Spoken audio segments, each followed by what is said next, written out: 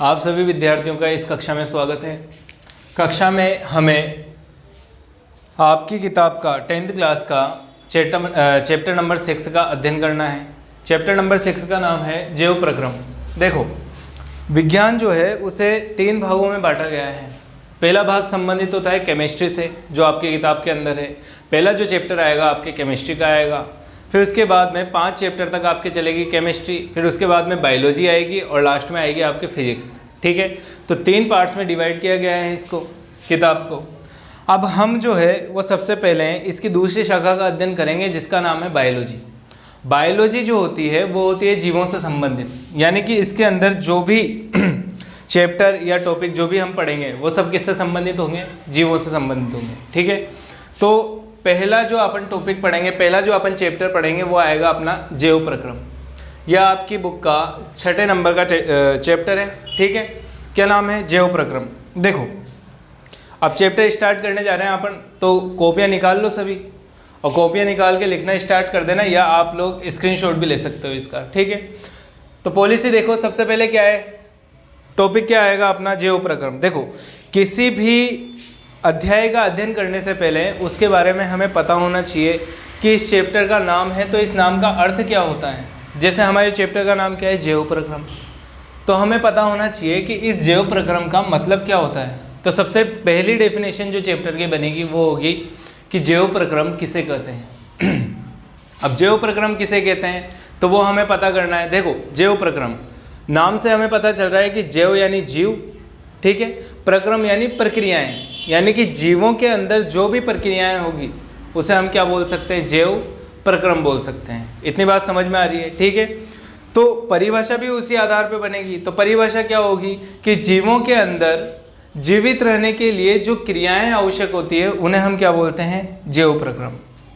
अब एक बार सोचिए कि जीवित रहने के लिए कौन कौन सी क्रियाएं करनी होती है। तो जीवित रहने के लिए हमें श्वसन भी करना पड़ता है, पाचन भी करना पड़ता है, उत्सर्जन भी करना पड़ता है, जनन भी करना पड़ता है। तो ये सब क्रियाएं किसके लिए होती है? जीवित रहने के लिए होती है। ठीक है, तो इन्हीं क्रियाओं से संबंधित प्रक्रम को क्या कहा जाता है? जैव प्रक्रम कहा जाता है। तो परिभाषा याद हो जाएगी, बहुत ईजी सी डेफिनेशन है, अपने नाम से भी पता चल रहा है। जैव प्रक्रम का मतलब होता है जीवों में जीवित रहने के लिए होने वाली क्रियाएं क्या कहलाएगी? जैव प्रक्रम कहलाएगी। तो वही लिखा हुआ है, देखो, ऐसी क्रियाएं जो जीवों में जीवित रहने के लिए की जाती हैं क्या कहलाती हैं? जैव प्रक्रम कहलाता है। इतनी बात आई समझ में? ठीक है, उसके बाद देखो, उसके बाद अपने दूसरा टॉपिक आएगा पोषण। पोषण का मतलब क्या होता है? पोषण का मतलब यह होता है कि हमने कुछ एडवर्टाइजमेंट देखे हैं ऐसे, जैसे आता है बहुत सारे तरीके के एडवर्टाइज आते हैं, जैसे कॉम्प्लेन का एडवर्टाइज आता है। एडवर्टाइज के अंदर क्या बोलता है वो कि जीव को अगर पोषण नहीं मिलेगा तो उसकी वृद्धि नहीं होगी लंबाई में। जीव को अगर पोषण नहीं मिलेगा तो उसकी वृद्धि नहीं होगी लंबाई में। तो ये किसके अंदर बता रहे? टीवी के अंदर बता रहे। ठीक है, अब कॉम्प्लेन के अंदर कुछ ऐसे पोषक तत्व होते हैं जो हमारे शरीर के लिए ज़रूरी होते हैं। वैसे ही भोजन के अंदर भी कुछ ऐसे पोषक तत्व होते हैं जो हमारे शरीर के लिए ज़रूरी होते हैं, जो हमारी लंबाई में वृद्धि करेंगे, हमारे शरीर में वृद्धि करेंगे। ठीक है, तो उन पोषक तत्वों को ग्रहण करके ऊर्जा प्राप्त करना। ठीक है, भोजन के अंदर जो पोषक तत्व होते हैं उनको ग्रहण करना प्लस उनसे ऊर्जा प्राप्त करना क्या कहलाता है? पोषण कहलाता है। तो पोषण की डेफिनेशन उसी तरीके से आएगा। पोषण का मतलब क्या होता है कि भोजन ग्रहण करके ऊर्जा प्राप्त करना क्या कहलाता है? पोषण कहलाता है। भाई इजी सी डेफिनेशन है। क्या करना है? पहले भोजन ग्रहण करना है, फिर उसके बाद में उससे ऊर्जा प्राप्त करनी है। भोजन ग्रहण करने का जो मोटिव होता है, ठीक है, वो मोटिव क्या होता है? यही होता है कि उससे हमें ऊर्जा प्राप्त होती है। भाई भोजन क्यों ग्रहण किया जाता है? भोजन इसलिए ग्रहण किया जाता है क्योंकि उससे हमें ऊर्जा प्राप्त होती है। ठीक है, तो उसी भोजन को ग्रहण करके ऊर्जा प्राप्त करना क्या कहलाता है? पोषण कहलाता है। डेफिनेशन याद हो जाएगी। क्या है डेफिनेशन? भोजन ग्रहण करके ऊर्जा प्राप्त करना क्या कहलाता है? पोषण कहलाता है। इतनी बात आई समझ में? ठीक है, अब ये जो पोषण होता है, जो भोजन ग्रहण करके अपन ऊर्जा प्राप्त कर रहे हैं, इस प्रकार के पोषण जो है वो 2 प्रकार के होते हैं। कितने प्रकार के होते हैं? 2 प्रकार के होते हैं। 2 प्रकार में पहला जो प्रकार आएगा अपना वो होगा स्वपोषी पोषण। नाम सुना है पहले कभी? अपन ने छोटी कक्षाओं में पढ़ा है। स्वपोषी पोषण होता है। और दूसरा क्या होता है? परपोषी पोषण, या अपन बोल सकते हैं कि विषमपोषी पोषण। ठीक है, पहला क्या होगा? स्वपोषी पोषण, दूसरा होगा विषमपोषी पोषण। स्वपोषी पोषण और विषमपोषी पोषण दोनों एक दूसरे के विलोम हैं, उड़ते हैं, उल्टे होते हैं दोनों एक दूसरे के। यानी कि जो स्वपोषी पोषण के अंदर होता है वो विषमपोषी पोषण के अंदर नहीं होता है। ठीक है, तो पहले हम जान लेते हैं कि स्वपोषी पोषण किसे कहते हैं। देखो, बायोलॉजी जो है वो एक ऐसा सब्जेक्ट है, या अपन बोले कि ये जो हम चैप्टर पढ़ रहे हैं ये बायोलॉजी से संबंधित है। तो बायोलॉजी एक ऐसा सब्जेक्ट है जिसके अंदर नाम से पता चलता है अपन को कि होने क्या वाला है आगे, डेफिनेशन क्या हो सकती है इसकी। अगर एग्ज़ाम के अंदर कुछ भी नहीं आता, अगर अपन को कुछ आ नहीं रहा है एग्ज़ाम के अंदर, तो अपन कम से कम इस तरीके के क्वेश्चंस को तो सोल्व कर सकते हैं, क्योंकि बायोलॉजी के अंदर ज़्यादातर जो परिभाषाएं बनती है वो नाम के आधार पर बनती है। ठीक है, तो नाम क्या है अपने टॉपिक का? स्वपोषी पोषण। स्वपोषी का मतलब क्या होता है? स्व का मतलब होता है स्वयं, हिंदी के अंदर पढ़ा होगा संधि विच्छेद। स्व का मतलब होता है स्वयं, और पोषी का मतलब होता है पोषण प्राप्त करना, यानी कि स्वयं पोषण प्राप्त करना। क्या कहलाता है? स्वपोषी पोषण। आ रही है बात समझ में? स्वयं ही पोषण प्राप्त करना क्या कहलाता है? स्वपोषी पोषण। तो परिभाषा भी उसी के आधार पर बन जाएगी। परिभाषा क्या है? देखो इधर परिभाषा, बहुत ईजी सी डेफिनेशन है। स्वपोषी पोषण वे जीव जो अपना भोजन स्वयं बनाते हैं क्या कहलाते हैं? स्वपोषी जीव कहलाते हैं। और इस प्रकार के पोषण को क्या कहा जाता है? स्वपोषी पोषण कहा जाता है। आई बात समझ में? अब तुम ये बताओ मुझे कि ये जो स्वपोषी पोषण होता है जिसमें जीव अपना भोजन स्वयं बनाते हैं, वो होता किसके अंदर है?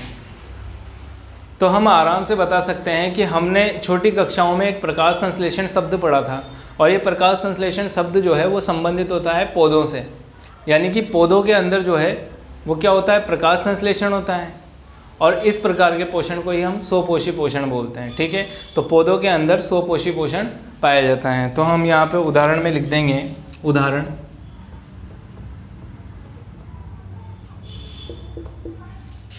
हरे पौधे या पेड़। तो किन के अंदर होता है स्वपोषी पोषण? हरे पौधों के अंदर होता है या पेड़ के अंदर? हरे पेड़ के अंदर होता है। अच्छा, हरे पेड़ के अंदर ही होने का रीज़न क्या होता है इसका? हरे पेड़ या हरे पौधे के अंदर ही इसीलिए होता है ये क्योंकि हरे पौधों के अंदर पाया जाता है हरित लवक, जैसे हम बोल सकते हैं क्लोरोफिल। इंग्लिश में बोलोगे तो आएगा क्लोरोफिल। यहाँ लिख देता हूँ, देखो कॉलम के अंदर। इसके अंदर क्या पाया जाता है? हरित लवक। यह हरित लवक किसके अंदर पाया जाता है? हरे पेड़ पौधों के अंदर। अब ये हरित लवक पाया जाता है तो क्या हो गया भाई? ऐसी क्या विशेषता होगी कि हरित लवक पाया जाता है तो इनके अंदर प्रकाश संश्लेषण की क्रिया हो जाएगी? तो इसका रीज़न ये है कि हरित लवक जो है वो ऑब्जर्व करता है। ऑब्जर्व यानी अवशोषित करता है। किसको अवशोषित करता है? सूर्य के प्रकाश को। और सूर्य का प्रकाश जो है वो प्रकाश संश्लेषण के लिए बहुत ज़्यादा अनिवार्य होता है। बात समझ में आ रही है? तो हरित लवक जो है वो सूर्य के प्रकाश को क्या करता है? ऑब्जर्व करता है। तो जब ये दोनों चीज़ें आपस में क्रिया करेंगी या दोनों उपस्थित रहेंगी तो इनकी उपस्थिति में ही प्रकाश संश्लेषण की क्रिया होती है, जो अपन आगे विस्तार से पढ़ेंगे। तो स्वपोषी पोषण का मतलब आप लोगों के समझ में आ गया। ठीक है, स्वपोषी पोषण का मतलब क्या होता है? नाम से पता चल रहा है, स्व यानी स्वयं, पोषी यानी पोषण प्राप्त करना। तो स्वयं ही पोषण प्राप्त करना क्या कहलाता है? स्वपोषी पोषण कहलाता है। इतनी बात आगे समझ में? ठीक है, नेक्स्ट टॉपिक देखो। पोषण दो प्रकार का था, स्वपोषी और विषमपोषी। अपन ने कौन सा समझ लिया? स्वपोषी समझ लिया। अब कौन सा समझेंगे? विषमपोषी पोषण समझेंगे। ठीक है, तो परिभाषा तो समझ लो इसकी।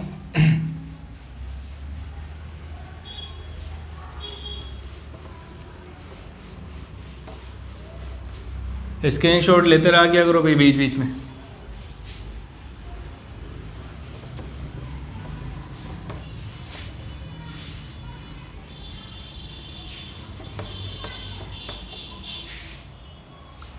अगला टॉपिक आ जाएगा अपना, अगला टॉपिक आ जाएगा अपना विषमपोषी पोषण।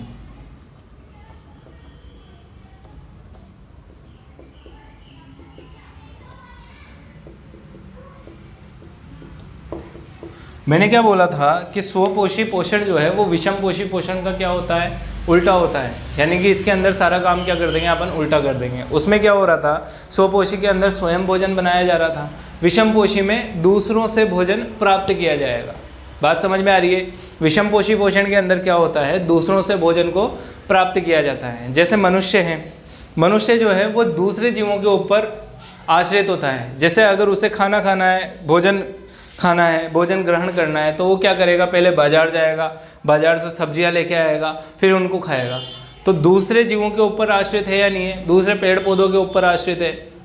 ठीक है, मांसाहारी है अगर, तो मांसाहारी दूसरे जीवों को खाएगा मनुष्य।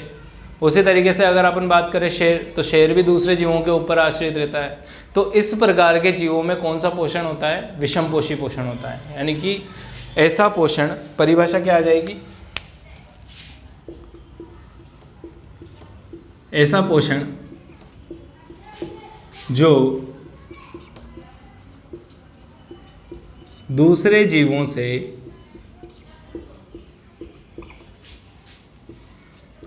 प्राप्त किया जाता है, क्या कहलाता है वो, विषमपोषी पोषण, विषमपोषी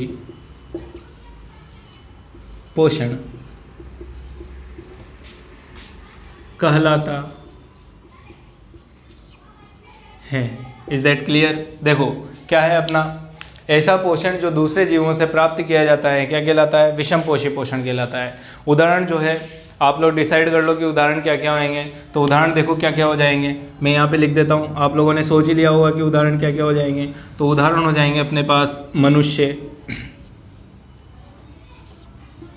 इसके अलावा अपन बोल सकते हैं शेर, घने सारे उदाहरण हैं, जितने चाहो उतने लिख सकते हो। चीता, चिंता नहीं चीता, चीता, आगे जितना आप लिखना चाहो उतना लिख सकते हो, क्योंकि ये सारे जो जंतु होते हैं वो सारे क्या होते हैं, विषमपोषी होते हैं। ठीक है, और अपन पेड़ पौधों की बात करें तो वो सारे क्या होते हैं, स्वपोषी होते हैं। सारे की बात नहीं कर रहा मैं, हरे पेड़ पौधे जो होते हैं वो क्या होते हैं, स्वपोषी होते हैं। आई बात समझ में। ठीक है, मेरे ख्याल से इतनी बात आप लोगों के समझ में आ गई होगी। अब इसके बाद में अपन ने विषमपोषी पोषण पढ़ा। ठीक है, वापस आ जाओ अपने टॉपिक स्वपोषी पोषण पे, क्योंकि वो लंबा चलने वाला टॉपिक है। ठीक है, तो वापस आ जाते हैं अपन स्वपोषी के ऊपर। ये परिभाषा होगी, इनके लेते रहो स्क्रीनशॉट, इसीलिए नोट्स साथ में लिखवा रहा हूँ मैं। ठीक है, देखो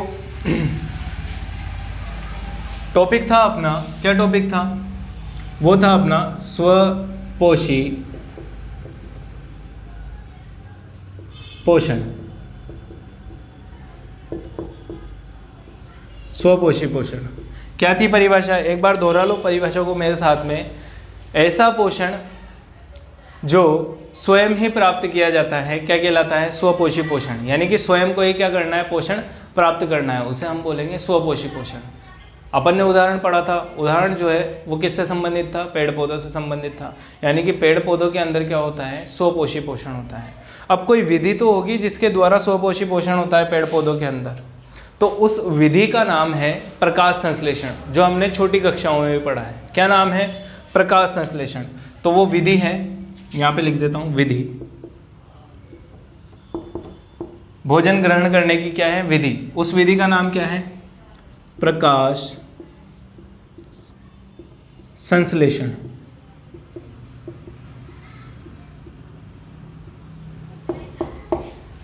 ठीक है, इस प्रकाश संश्लेषण के अंदर अपन इसकी डेफिनेशन लिखेंगे। डेफिनेशन कैसे आएगी, देखो पहले डेफिनेशन लिख लो, फिर उसके बाद में समझाते हैं। हरे पेड़ पौधों में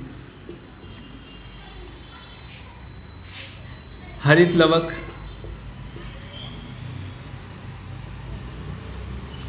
तथा प्रकाश की उपस्थिति में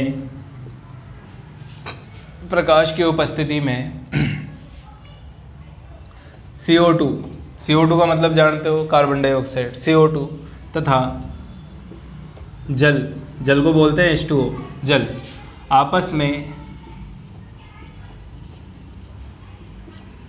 क्रिया करके आपस में क्रिया करके कार्बोहाइड्रेट्स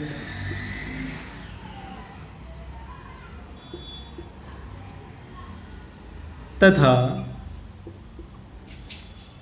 ऑक्सीजन व जल बनाते हैं। इस कार्बोहाइड्रेट का उपयोग पौधे भोजन के रूप में करते हैं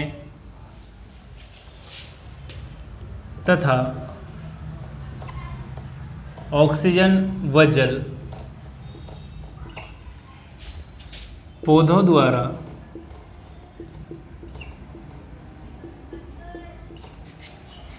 बाहर निकाल दिए जाते हैं।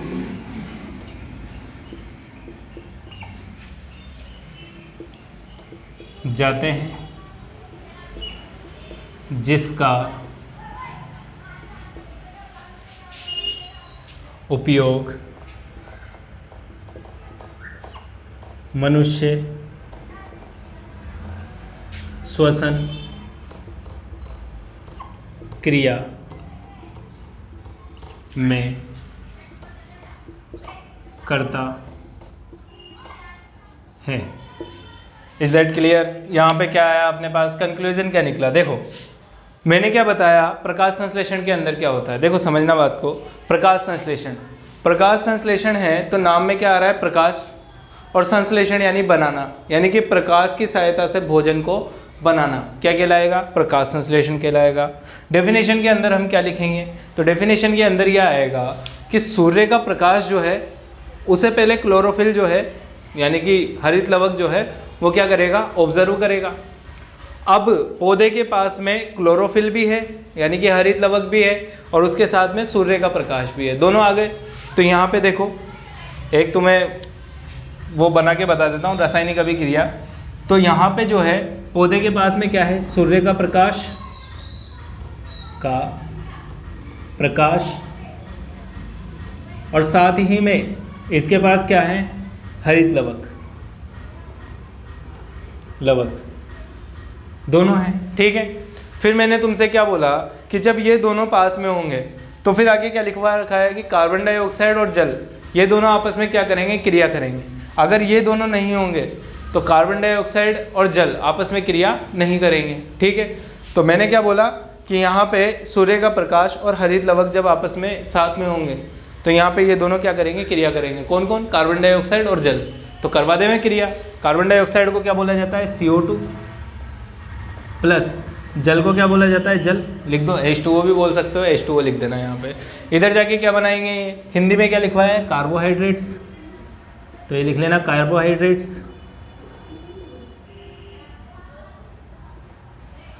और साथ में क्या बनाएंगे, यहाँ पे बनाएंगे ये ऑक्सीजन यानी कि O2 और साथ में क्या बनाएंगे, जल बनाएंगे, ठीक है। तो इतनी क्रिया यहाँ पे आप लोग लिख लो। इसको एक बार स्क्रीनशॉट खींच लो या लिखना चाहो तो लिख सकते हो, जल्दी फटाफट, क्विक, जल्दी।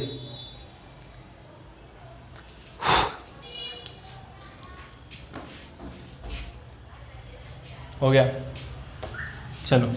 ये क्या था अपना, प्रकाश संश्लेषण था। एक बार दोबारा से देख लेना कि हरे पेड़ पौधे जो है वो हरित लवक और सूर्य के प्रकाश की उपस्थिति में, दोबारा सुनना, हरे पेड़ पौधे हरित लवक और सूर्य के प्रकाश की उपस्थिति में कार्बन डाइऑक्साइड और जल के बीच में क्रिया करवाते हैं, जिससे कार्बोहाइड्रेट्स, ऑक्सीजन और जल का निर्माण होता है।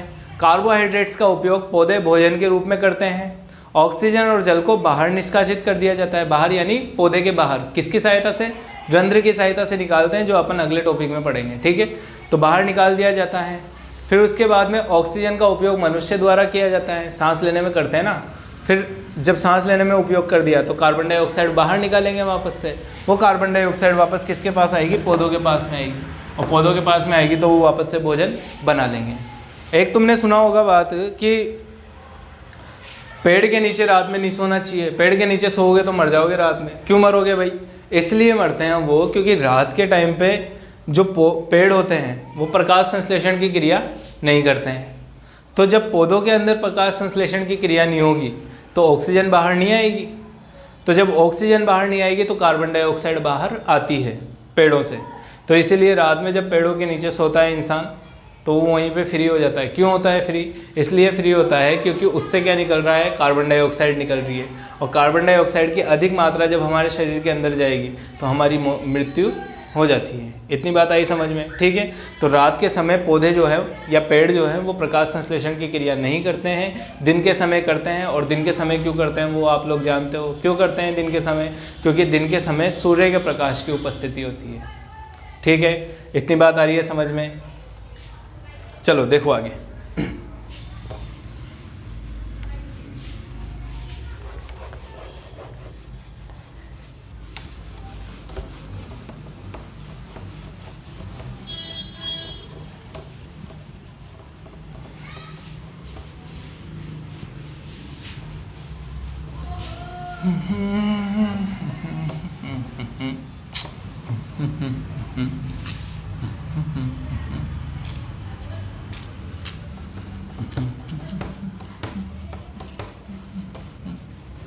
चलो नेक्स्ट टॉपिक अपन के एक दो क्वेश्चन बनते हैं इससे। एक दो क्वेश्चन क्या क्या बनते हैं इसको भी मिटा ही देवे। ये क्या करेगा यहाँ देखिए, अपने एक दो क्वेश्चन बनेंगे यहाँ से। एक दो क्वेश्चन कौन कौन से बनेंगे? जैसे अपन से कोई पूछ ले कि प्रकाश संश्लेषण के अंदर कौन कौन सी सामग्री काम में आती है। सामग्री का मतलब समझ रहे हो आप लोग? सामग्री से संबंधित होता है, मतलब सामग्री का मतलब ये होता है कि कौन कौन सी वस्तुएं हैं जो उसके अंदर काम में लिया हमने, कौन कौन सा मटेरियल है जो हमने काम में लिया है। तो प्रकाश संश्लेषण में सीधी सी बात है, सबसे पहले तो अपन को सूर्य के प्रकाश, क्योंकि प्रकाश आ ही रहा है नाम में, तो सबसे पहले तो सूर्य के प्रकाश की ज़रूरत पड़ी। फिर उसके बाद में अपन को हरित लवक की ज़रूरत पड़ी, क्योंकि हरित लवक ही तो ऑब्जर्व करेगा सूर्य के प्रकाश को। फिर जल की आवश्यकता पड़ती है और कार्बन डाइऑक्साइड की आवश्यकता पड़ती है। तो चार पदार्थ हैं, कौन कौन से हो जाएंगे? सूर्य का प्रकाश, जल, कार्बन डाइऑक्साइड और हरित लवक, कैसे भी लिखो। ठीक है। अच्छा, इसके बाद में देखना अपना नेक्स्ट टॉपिक आएगा रंध्र।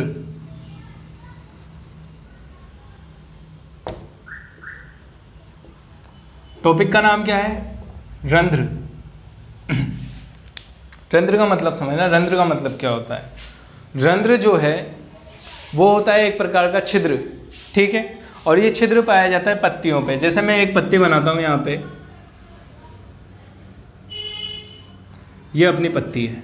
ठीक है, पत्ती की आकृति कैसी होती है? ये नसें निकली हुई रहती है इसमें, जिसे अपन नसें बोल सकते हैं इनको अपन। अब देखो, ये अपना पूरा पौधा है। प्रकाश संश्लेषण को बता रहा हूँ मैं आप लोगों को। ये अपना पूरा पौधा है। ठीक है, इससे क्या निकली हुई है? पत्ती निकली हुई है। इस पत्ती के अंदर ये पौधे की जो जड़ें होती हैं, ये जड़ें जल की सप्लाई करेगी किसके अंदर? पत्ती के अंदर। अब ये जल जो है वो पत्ती में सबसे पहले किस में जाएगा? इस वाले पाइप में। अब यहाँ पे एक पाइपलाइन और जुड़ी हुई है, तो इस वाले पाइप में चला जाएगा जल, और इस वाले पाइप में चला जाएगा। फिर थोड़ा सा आगे बढ़ेगा जल, तो यहाँ से यहाँ चला जाएगा, फिर यहाँ चला जाएगा, फिर आगे बढ़ेगा तो यहाँ जाएगा और यहाँ जाएगा, फिर आगे बढ़ेगा तो पत्ती के यहाँ पे कोने पे पहुँच जाएगा। यानी कि जल की प्रचुर मात्रा होती है पत्ती के अंदर। अगर यकीन नहीं आता हो तो किसी पेड़ की पत्ती को तोड़ के देखना, उस पत्ती को इस तरीके से मसलना। मसलने के बाद आप लोगों को पता चलेगा कि उससे क्या निकलेगा? जल निकलेगा। ठीक है, तो हो गया अपना।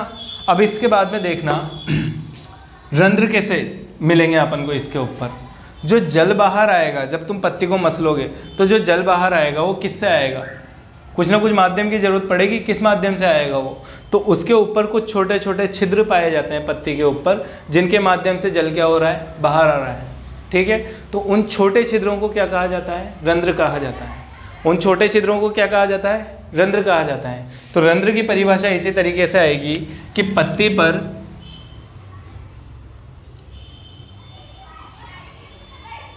पाए जाने वाले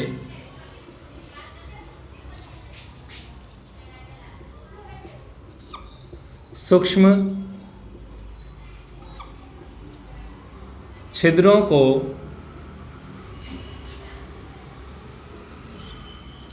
रंध्र कहते हैं। बहुत इजी सी डेफिनेशन है। क्या डेफिनेशन है? देखो इधर, पत्ती पर पाए जाने वाले सूक्ष्म छिद्रों को क्या कहा जाता है? रंध्र कहा जाता है। पत्ती पर पाए जाने वाले सूक्ष्म छिद्रों को क्या कहा जाता है? रंध्र कहा जाता है। देखो कहाँ पे होते हैं ये जो इसकी सतह है, ऊपर की जो सतह है, इस सतह के ऊपर क्या पाए जाते हैं? रंध्र पाए जाते हैं। बारीक बारीक रंध्र होते हैं, जैसे अपनी बॉडी के ऊपर छिद्र होते हैं ना, जिनसे पसीना बाहर आता है, उसी तरीके से इस पत्ती पर भी क्या पाए जाते हैं? रंध्र पाए जाते हैं, जिनसे क्या होता है? जल बाहर आता है। अब देखो समझना है इनकी क्रिया क्या होती है क्योंकि इनका जो अगला टॉपिक आएगा रंध्र से संबंधित, वो रंध्र से संबंधित टॉपिक है कि रंध्र के कार्य। तो ये ऐसी श्रृंखला है बायोलॉजी जिसके अंदर कार्य महत्वपूर्ण रहते हैं। अगर नाम आ गया किसी का, जैसे मैं हूँ, मैं सरफराज हूँ, तो मेरे से डायरेक्ट क्वेश्चन पूछेगा एग्जामिनर कि सरफराज के कार्य बताइए। आई बात समझ में? तो कार्य मोस्ट रहता है बायोलॉजी के अंदर। उसी तरीके से ये रंध्र के अंदर क्या आएगा? रंध्र की डेफिनेशन तो पूछ ली, चलो पूछ ली, लेकिन इससे फिर 3 नंबर का क्वेश्चन किस तरीके से बनाएगा? वो इस तरीके से बनाएगा कि रंध्र किसे कहते हैं तथा रंध्र के कार्यों को बताइए। तो रंध्र के कार्य बताने पड़ेंगे हमें। तो रंध्र के कार्य क्या क्या होते हैं? देखो इधर रंध्र के कार्य क्या क्या होते हैं। ये पत्ती के ऊपर क्या है? रंध्र है। अपने जो शरीर के ऊपर जो रंध्र रहते हैं, यानी कि छिद्र रहते हैं, उनका कार्य क्या होता है? पसीने को बाहर निकालना। ठीक है। उसी तरीके से पत्ती के ऊपर क्या है? रंध्र है। इस रंध्र का कार्य क्या होगा? पत्ती के अंदर जो जल है उसे बाहर निकालना। ठीक है। और ये जल जो है वो किसकी सहायता से बाहर निकलता है? वाष्पोत्सर्जन की सहायता से। किसकी सहायता से? वाष्पोत्सर्जन की क्रिया द्वारा जल जो है वो बाहर आएगा पत्ती के। ठीक है। तो पत्ती से जल को क्या निकाला जाता है? बाहर निकाला जाता है। तो पहला तो कार्य क्या आ जाएगा कि रंध्र की सहायता से पत्ती से जल बाहर आता है। किस क्रिया द्वारा? वाष्पोत्सर्जन की क्रिया द्वारा। अब दूसरा कार्य भी समझो। दूसरा कार्य क्या हो जाएगा? देखो मैंने क्या बोला था प्रकाश संश्लेषण के अंदर कि उसको जो भोजन बनाना है उसके लिए कार्बन डाइऑक्साइड की ज़रूरत पड़ेगी। अब कार्बन डाइऑक्साइड कहाँ से लेगा? पौधा जो है वो कार्बन डाइऑक्साइड कहाँ से लेगा? तो पौधा कार्बन डाइऑक्साइड लेगा बाहर के वातावरण से। तो यहाँ पे मैं बता देता हूँ आप लोगों को, ये बाहर क्या है? CO2 carbon dioxide. अंदर पत्ती के क्या रहेगी? अभी अभी बनी है, तो क्या रहेगी? ऑक्सीजन। ये ऑक्सीजन इसे बाहर निकालनी है, कार्बन डाइऑक्साइड इसे अंदर लेनी है। ठीक है। तो ऑक्सीजन बाहर निकालने के लिए रंध्र जो है वो खुलेगा, और खुलने के बाद ऑक्सीजन तो क्या जाएगी? बाहर जाएगी। कार्बन डाइऑक्साइड क्या होएगी? पत्ती के अंदर आएगी। इतनी बात समझ में आ रही है? तो जब ये ऑक्सीजन बाहर निकल रही होती है तो रंध्र इस तरीके से खुलेगा। अब पत्ती के अंदर जो है वो जल है, तो जल भी थोड़ा सा क्या होएगा? बाहर निकलेगा। किसके साथ? कार्बन डाइऑक्साइड के साथ। तो पत्ती से जल क्या होएगा? बाहर निकलेगा। अब पत्ती से जब जल बाहर निकलेगा तो पत्ती से जल बाहर निकल चुका है, किसके साथ निकला है? ऑक्सीजन के साथ में।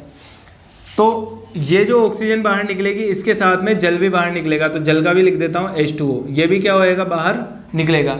और कार्बन डाइऑक्साइड क्या होएगी? अंदर आएगी। तो जब ये रंध्र जो है वो बंद होएगा तो ऑक्सीजन और जल तो बाहर ही रह जाएगा और कार्बन डाइऑक्साइड क्या होएगी? अंदर आ जाएगी। आई बात समझ में? तो 2 कार्य हो गए रंध्र के। क्या क्या कार्य हुए? एक तो यह है कि जल को बाहर निकालना, दूसरा कार्य क्या है? कार्बन डाइऑक्साइड को अंदर लेना। आ रही है बात समझ में? ठीक है।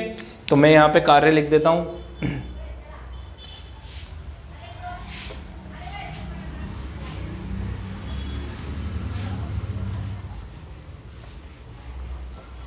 कार्य लिख देता हूँ यहाँ पे। देखो पहला कार्य क्या होएगा इसका? पत्ती से जल को वाष्पोत्सर्जन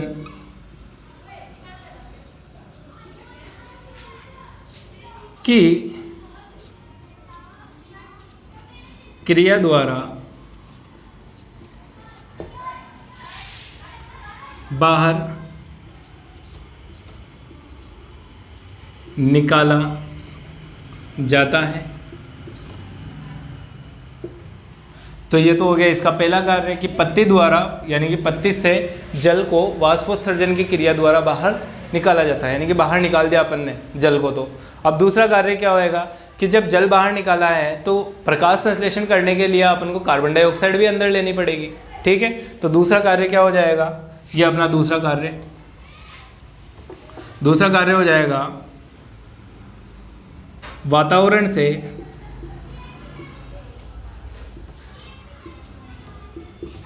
कार्बन डाइऑक्साइड को, CO2 को पत्ती के भीतर लिया जाता है। तो इसके दो कार्य क्या हो गए, एक तो पत्ती से जल को वाष्पोत्सर्जन की क्रिया द्वारा बाहर निकाला जाता है और पत्ती के अंदर कार्बन डाइऑक्साइड को ग्रहण किया जाता है। क्लियर है यहाँ पे? ठीक है, तो दो कार्य, ये दोनों कार्य इसके याद कर लेना। प्लस अब देखो एक क्वेश्चन और बना सकता है वो इसके अंदर से। देखो सारे क्वेश्चन क्लियर करना है अपन को, एक भी एग्जाम के अंदर नहीं छोड़ना, ठीक है ना, क्योंकि क्वेश्चन तो कहीं से भी बन सकता है नोट्स के अंदर से। ठीक है, तो अपना जो अगला क्वेश्चन बनेगा इससे, वो क्वेश्चन क्या बनेगा, देखो इधर समझना बात को। अगला क्वेश्चन बनेगा अपना कि रंध्र जो है वो किस प्रकार से कार्य करता है। तो अभी मैंने जो तुम्हें चित्र बना के समझाया था बस वैसे ही कार्य करता है रंध्र। ठीक है, तो यहाँ पे क्वेश्चन क्या बनेगा कि रंध्र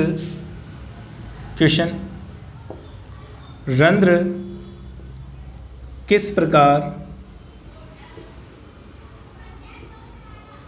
कार्य करता है। ये क नहीं आवे तो क्वेश्चन ही नहीं बने साले, 5-6 तो क आ गए। ठीक है, रंध्र किस प्रकार से कार्य करता है। देखो रंध्र किस तरीके से कार्य करता है। पत्ती के अंदर जो रंध्र होता है वो पत्ती दोबारा बनानी पड़ेगी अपन को। ये इस साइड से पत्ती निकल रही थी, चाहो तो बना सकते हो तुम लोग भी। ये पत्ती थी अपनी, ठीक है। इसके ऊपर पाए जाते हैं रंध्र। तो रंध्र किस प्रकार से कार्य करता है। ये रंध्र जो है जब इसको कार्बन डाइऑक्साइड की जरूरत पड़ती है, पहली थिंग याद रखनी है अपन को, पहली बात ये याद रखनी है कि कार्बन डाइऑक्साइड की जरूरत पड़ने पे ही जो है रंध्र खुलेंगे। ठीक है, तो जब इसे कार्बन डाइऑक्साइड की जरूरत पड़ती है तब रंध्र क्या हो जाएंगे, खुल जाएंगे। अब इधर समझना, कार्बन डाइऑक्साइड की जरूरत पड़ रही है, रंध्र क्या हो गए, खुल गए। खुलते ही इन रंध्र से बाहर क्या निकलेगा, जल निकल गया, जल बाहर, साथ में क्या निकलेगी, ऑक्सीजन, जो हम यूज़ में ले लेते हैं। ठीक है, तो इन रंध्रों से जैसे ही ये खुलेंगे तो जल बाहर निकलेगा। आई बात समझ में, जल बाहर निकलेगा और इसके अलावा कार्बन डाइऑक्साइड जो है वो अंदर की तरफ आ जाएगी। तो जब कार्बन डाइऑक्साइड अंदर की तरफ आ जाएगी तो इनका काम हो गया। फिर ये क्या करेंगे, बंद हो जाएंगे रंध्र। ठीक है, इन्हें बंद करने वाली द्वार कोशिकाएं होती है, द्वार कोशिका द्वारा इन्हें बंद कर दिया जाता है। ठीक है, अब जल जो है वो तो बाहर रह जाएगा लेकिन कार्बन डाइऑक्साइड क्या हो जाएगी, अंदर आ जाएगी। ठीक है ना, तो ये क्रिया होती है इनके अंदर, किसके अंदर, रंध्र के अंदर होती है। तो इसके अंदर लिखेंगे अपन, हिंदी लिखो इसके अंदर, जब पौधों को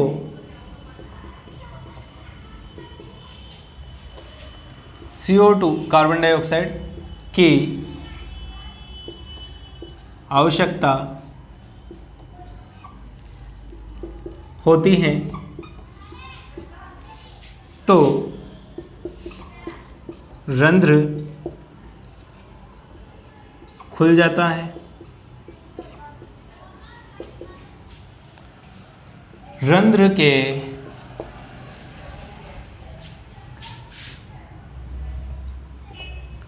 खुलने पर इनसे, रंध्र के खुलने पर इनसे जल बाहर निकलता है, जो द्वार कोशिका द्वारा नियंत्रित किया जाता है।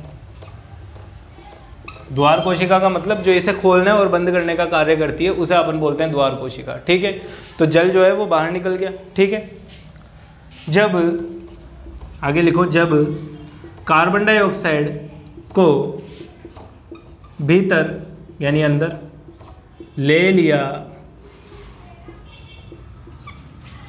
जाता है तो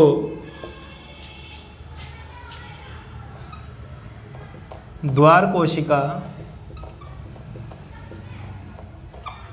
रंध्र को बंद कर लेती है। खत्म बात। तो रंध्र बंद हो गया तो काम भी इसका बंद हो गया। तो कार्य क्या होता है, पूरा अपन ने क्या लिखा कि रंध्र किस प्रकार कार्य करता है। तो पहले क्या होएगा, द्वार कोशिका रंध्र को खोलेगी, जल को बाहर निकालेगी, कार्बन डाइऑक्साइड को अंदर लेगी और फिर वापस से बंद कर लेगी। क्लियर। और ये बात कितनी ईजी सी चीज़ है। पहले द्वार कोशिका ने रंध्र को खोला, रंध्र से जल बाहर निकला, कार्बन डाइऑक्साइड अंदर आई, वापस बंद कर दो, जल बाहर रह जाएगा, कार्बन डाइऑक्साइड अंदर आ जाएगी। इस तरीके से रंध्र क्या करेगा, कार्य करेगा। इतनी बात आ रही है समझ में, ठीक है। इसके बाद में रंध्र का कुछ चित्र बनाना पड़ता है अपन को, तो चित्र बना लेते हैं अपन। देखो रंध्र का चित्र कैसे आएगा, इसको स्क्रीनशॉट ले लेना भाई।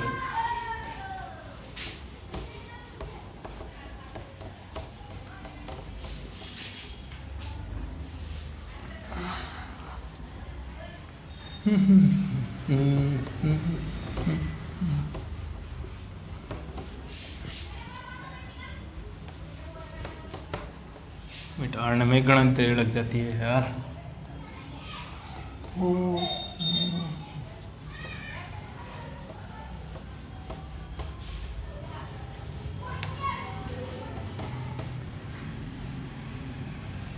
अब एक बात समझ लो, ये तो अपन क्या कर रहे हैं, ऑनलाइन पढ़ रहे हैं। अगर कुछ भी चीज़ तुम्हें दिक्कत देती है कि यार ये बात समझ में नहीं आई मेरे को, सर इसमें कोई दिक्कत है, मेरे को कोई प्रॉब्लम आ रही है इसके अंदर, तो ये नंबर इसीलिए लिख रखे मैंने यहाँ पे, ठीक है ना। इन नंबर के ऊपर कॉल करके मेरे से पूछ लेना, जो भी हो किसी भी टाइम पे पूछो, जवाब मिल जाएगा, ठीक है ना। अगर कोई भी पढ़ाई में दिक्कत आती है इससे रिलेटेड, तो तुम बीच में इस नंबर पर कॉल कर सकते हो, ठीक है। इसके अलावा अपनी कोचिंगें भी चालू है, तो आके भी पूछ सकते हो तुम। एड्रेस भी बता दूंगा मैं तुम लोगों को, ठीक है ना। तो या तो इस नंबर पे कॉल कर लेना, या मैं एड्रेस बता दूंगा, तुम पूछ लेना मेरे से जो भी है वो। तो कोई भी दिक्कत आती है पूछ लिया करो, कोई दिक्कत नहीं है। अपने ऐसे यूँ मत सोचो कि ऑनलाइन हो गया काम तो अपन कैसे पढ़ेंगे, कैसे क्या करेंगे, कैसे, सब ईजी है। आराम से पूछो मेरे से, जो भी क्वेश्चन है सब पूछो, सब बताएंगे। चाहे किसी भी चैप्टर से संबंधित हो, कोई से भी चैप्टर से संबंधित हो, मेरे से क्वेश्चन पूछ लेना, आंसर मिल जाएगा, ठीक है। अब अपन को चित्र बनाना है रंध्र का, तो रंध्र का चित्र देख लो एक बार क्या होता है। सबसे पहले कुछ नहीं करना अपन को, सबसे पहले एक इस तरीके की संरचना बनानी है। खुले हुए रंध्र का चित्र बना रहे हैं अपन, ये इस तरीके से संरचना बनानी है, ठीक है। फिर यहाँ पे इसे रबर की सहायता से मिटा देना, यहाँ से भी इसे रबर की सहायता से मिटा देना। चित्र बनाना बता रहा हूँ आप लोगों को।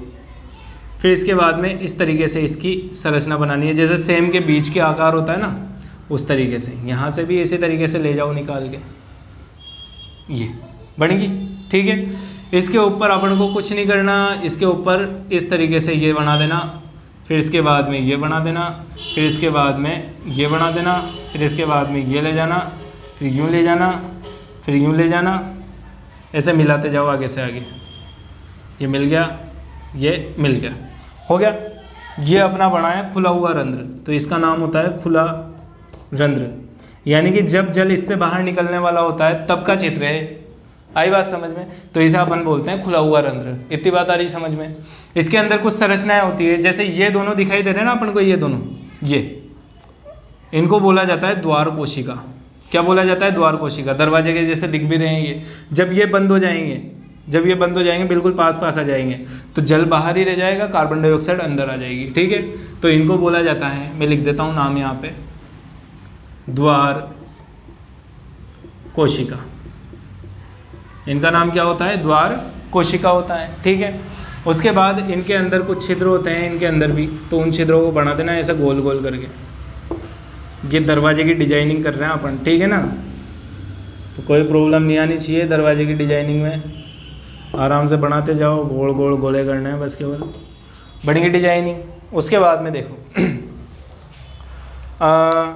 द्वार कोशिका बन गई। फिर इसके बाद में एक के बीच में क्या दिखाई दे रहा है अपन को, छिद्र। तो इसे क्या बोला जाता है, यहीं लिख देता हूँ इसका नाम, रंध्र छिद्र। इसको बोला जाता है रंध्र छिद्र। तो ये हो गया अपने दो नाम लिखने हैं बस केवल, द्वार कोशिका और रंध्र छिद्र। इस द्वार कोशिका को इधर लिख देते हैं यार, उधर भी चित्र बनाना है क्योंकि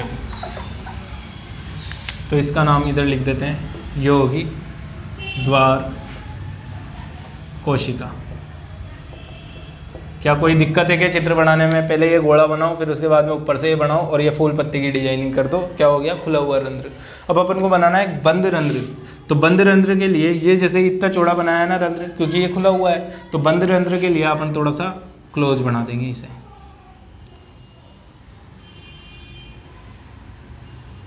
ये इस तरीके से इसको क्लोज कर दो, यहाँ से मिटा दो इसको भी ऊपर से यहाँ से मिटा दो, और इसके बाद में यहाँ से एक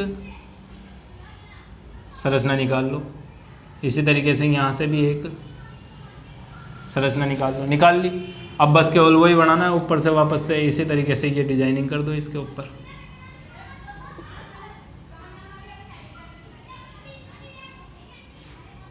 बहुत इजी चित्र है, सबसे इजी चित्र यही है पूरी किताब में।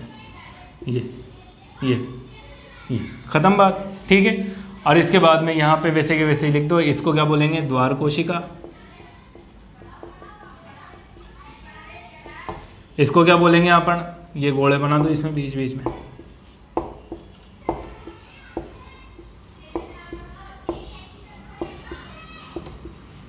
ठीक है, और इसको क्या बोल देंगे अपन? सॉरी, ये हो गई थी द्वार कोशिका, और ये हो जाएगा अपना छिद्र। ठीक है, तो दोनों चित्र हो गए, इसको अपन बोलते हैं बंद रंध्र। तो आज के लिए बस इतना ही काफ़ी है, ठीक है, इससे ज़्यादा तुम झेल नहीं पाओगे। तो ये हो गया अपना क्या? जैव प्रक्रम। जैव प्रक्रम में एक बार रिवाइज कर लो सारा का सारा। जैव प्रक्रम की डेफिनेशन क्या बताई थी? जीवों के अंदर वे प्रक्रियाएं जो जीवों के जीवित रहने के लिए जरूरी होती है, उसे अपन क्या बोलते हैं? जैव प्रक्रम बोलते हैं। फिर उसके बाद में अपन ने पोषण पढ़ा। तो पोषण का मतलब क्या होता है? भोजन ग्रहण करके ऊर्जा प्राप्त करना। क्या कहलाता है? पोषण कहलाता है। पोषण जो है वो दो प्रकार का होएगा। कौन कौन सा होएगा? एक तो होता है स्वपोषी पोषण, एक होता है विषमपोषी पोषण। स्वपोषी पोषण का मतलब क्या होता है? जो स्वयं ही ग्रहण किया जाता है वो तो होता है स्वपोषी पोषण, जो पेड़ पौधों में होता है। विषमपोषी पोषण का मतलब क्या होता है? जो दूसरे जीवों द्वारा ग्रहण किया जाता है वो होता है विषमपोषी पोषण। जैसे मनुष्य दूसरे जीवों से भोजन प्राप्त करेगा तो वो क्या हो गया? विषमपोषी पोषण हो गया। ठीक है, अपन वापस से स्वपोषी पोषण पे आए। स्वपोषी पोषण हरे पेड़ पौधों के अंदर होता है। हरे पेड़ पौधों में कोई क्रिया होती है, कोई विधि होती है जिसके द्वारा भोजन ग्रहण किया जाता है, तो उस विधि का नाम होता है प्रकाश संश्लेषण। अब नाम में ही पता चल रहा है कि प्रकाश आएगा इसके अंदर, तो हरित लवक जो है वो प्रकाश को क्या करेगा? ऑब्जर्व करेगा।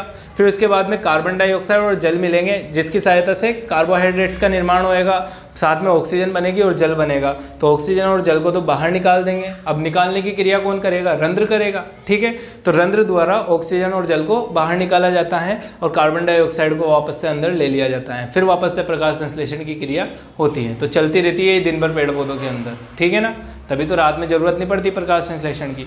तो भोजन बन गया उनके अंदर। रंध्र के कार्य क्या थे अपने? एक तो वाष्पोत्सर्जन द्वारा जल को बाहर निकालना और कार्बन डाइऑक्साइड को अंदर लेना, ये रंध्र के कार्य थे। क्रिया समझा दी। उसके बाद में ये चित्र बनवाया है, ये चित्र बना लेना, स्क्रीनशॉट ले लो इनका एक बार। बस आज की क्लास पूरी, बाकी कल पढ़ाएंगे। ठीक है।